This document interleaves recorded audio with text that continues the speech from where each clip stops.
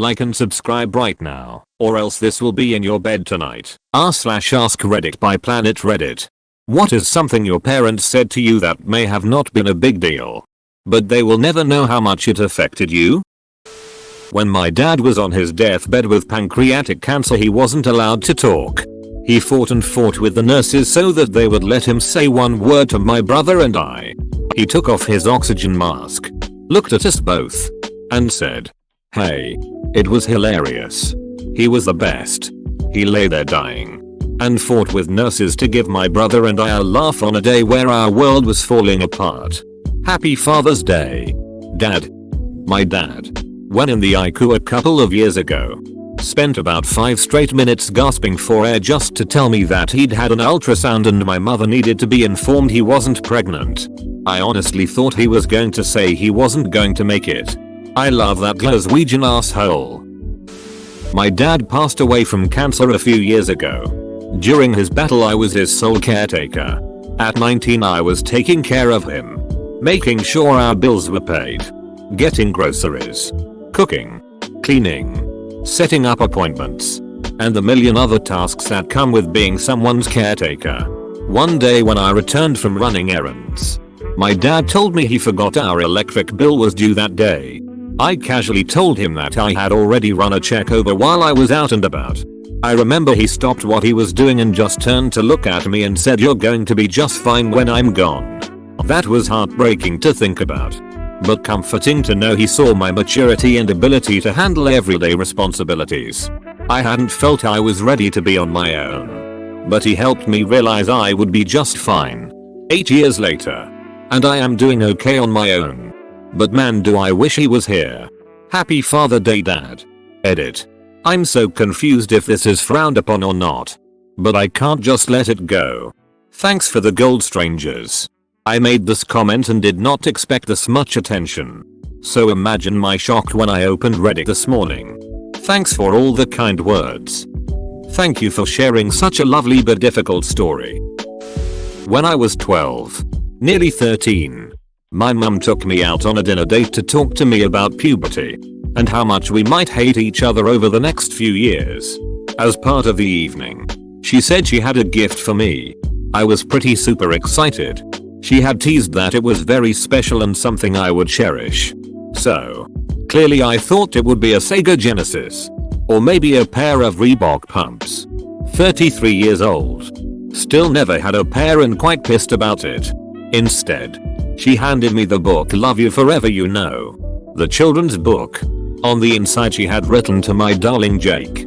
Love, Mum. Always remember this. She died yesterday after a 12-year battle with early onset dementia. I'll be getting always remember this tattooed on my arm next week." Traced from her handwriting. I've been reading a bunch of the comments on this post for the last hour or so, and yours was the first one to actually hit a heartstring and bring tears to my eyes. So here I am, a damn near 26-year-old man on the subway with tears in my eyes. She sounds like my mom, and I can't imagine what my life will be like when her time comes. I'm truly sorry to hear about your loss, man. I went to college about 5 hours away from where I grew up, and the first 2 years there I didn't have a car. My dad, who commuted probably 2+ hours a day. I grew up in Northern Virginia, every work day for a lot of his working life. Drove down 5 hours to come pick me up so that I could come home for some holiday usually. This is when we would have our talks. At the time I was a college sophomore struggling with what direction I wanted to go in terms of major and career. I've always been pretty intellectually capable but never had a career that just beckoned me or made me feel passionate. But I went to college anyway, since that's what you're supposed to do if you have the money and the capability. As an upper middle class millennial I now realize this is not an unusual feeling at all. I ended up majoring in history and anthropology. My dad is a baby boomer who grew up dirt poor and worked at a 7-11 to get himself through college and law school. I just remember coming at him with a question about what I should pursue and he put it to me like this.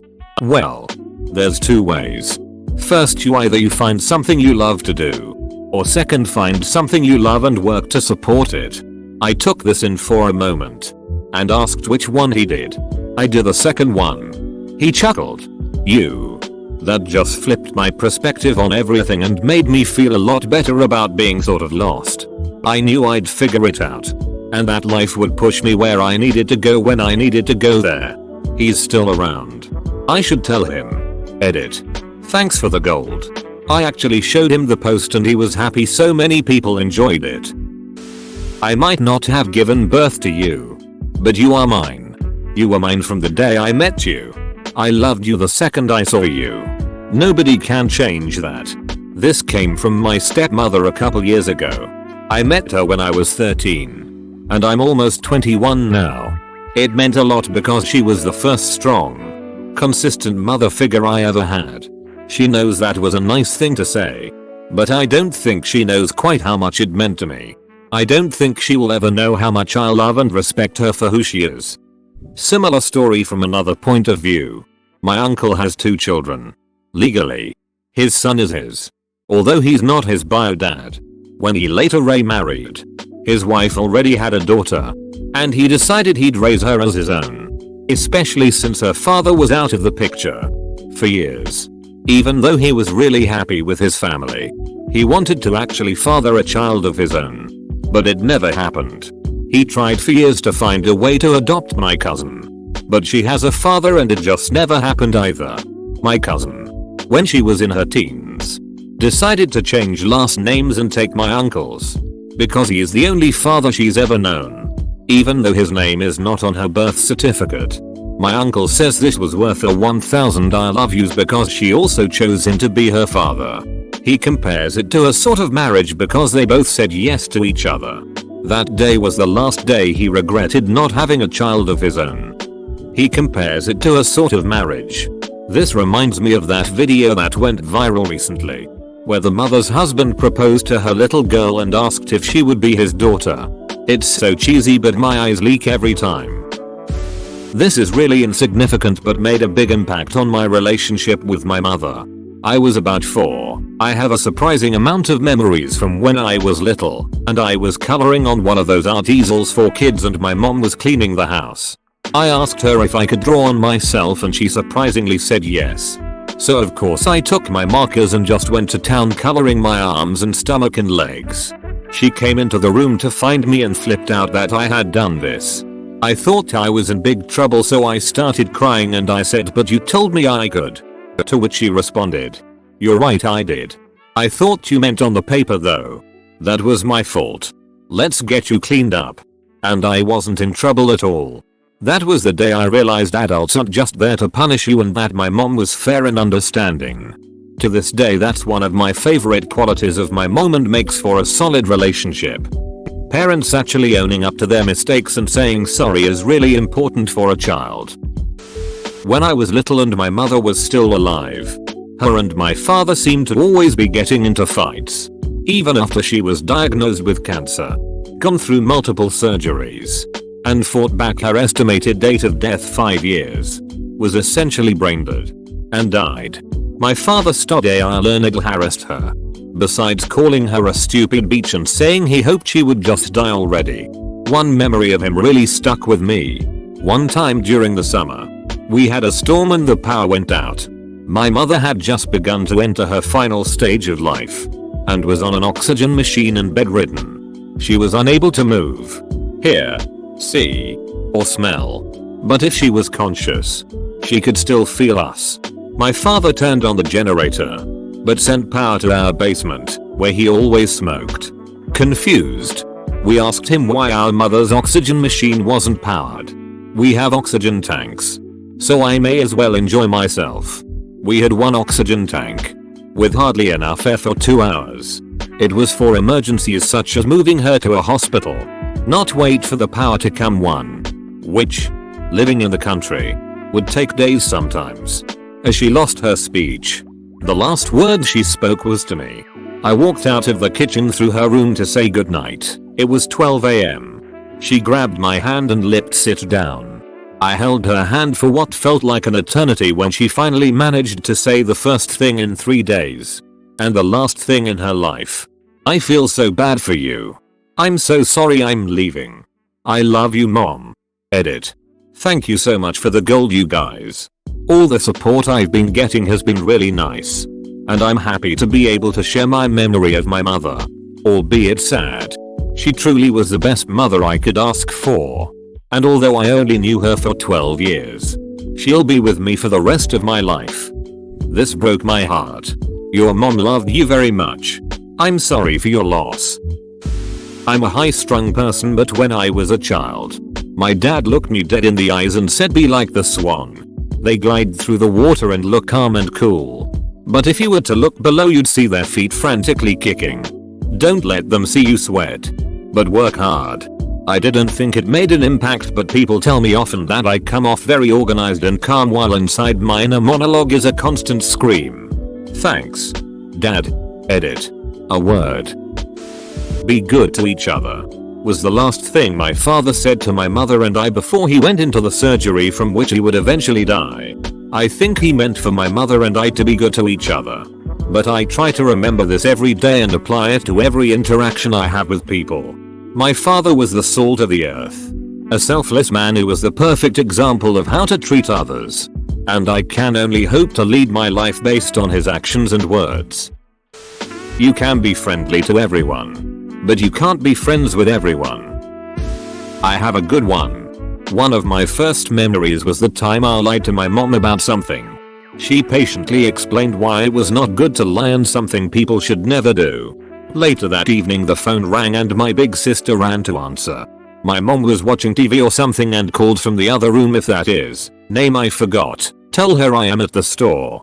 That was a bit of a WTF moment for me. When I was decently young we saw this movie about a magic toy maker or something. Not sure what it was called. But one of the plot elements was that he was like 300 years old and that when he was young he bought several pair of leather shoes enough to last him his whole life, and every time he wore through the sole on a pair he took out another one and he was apparently on his last pair. So towards the end of the movie he gets sick and is in the hospital and the camera pans out to the foot of his bed where you see the bottoms of his shoes and the soles are completely worn through. And so he dies soon. Anyway. A couple weeks later I had gone to a basketball game with my dad and noticed on the back of the ticket there was a coupon for a free gallon of windshield wiper fluid if our team won. And I wanted to go claim our free gallons, but my dad said he had enough windshield wiper fluid to last the rest of his life. And after he said that I went upstairs and started crying. Not because I thought his life was actually tied to wiper fluid, but because it was the first time I had really considered my parents' mortality. And I hated the thought that they would die someday. Probably seemed like a really innocent thing to say, and it was, but I feel like realizing your parents are immortal is a big moment in your childhood. Edit. You/John Mitchell's remembered the movie. It's Mr. Megorium's Wonder Emporium. The movie is Mr. Megorium's Wonder Emporium. The shoe thing ducks me up. It wasn't actually anything that she said. My mom had breast cancer when I was a kid. I mean, it's breast cancer though, so there was always an overlying feeling of we'll get through this. Its success rate is so high. But of course it's still scary. When my mom started going through chemotherapy, I kept asking her how she still had so much hair. Because even at 10 years old I knew what was supposed to happen. She just kept brushing it off as her dad's thick hair genes. Probably a month or two through. I woke up for school one morning, which was very unusual for me. My mom always woke me up. And it was still pretty early, so I decided to do something nice for her and make her some coffee, eggs and toast. Right when I opened the door I saw her facing a mirror drawing on eyebrows and I nearly dropped everything I had because she was entirely bald. Pale. Thin. Bruised. My mom turned around shocked to see me and I couldn't take it. I set the food down on the floor and ran away like a stupid kid. And heard my mom start crying. I ran back up and apologized and said I was just startled. It took me a bit to realize that she was going out of her way each morning, getting up an hour before she normally had to, just to protect me from what the cancer was doing to her. She didn't want me to see that side. I love you, Mom. I'm gonna go call my mom now. She's awesome. 2 incidents where the response was the same. I was probably 12 and tried to cook for the first time. I burned my eggs and I was expecting my dad to be angry that I had wasted food. But he casually threw it in the trash and said, It's alright. Just try again. I learned that sometimes you have to make mistakes to succeed. Another one was when I was probably 14. I was a bit hyper and heavily into martial arts. I was in the kitchen and doing kicks when I lost balance and knocked a glass of the counter. Felt really embarrassed and again thought that my dad would be upset, but he just asked me if I had stepped into any splinters and then cleaned up my mess.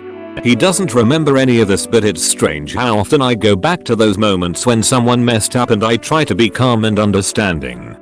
I love your cooking story. I cooked my first ever dinner for my uncle, basically my dad. It was so bad. I couldn't eat it.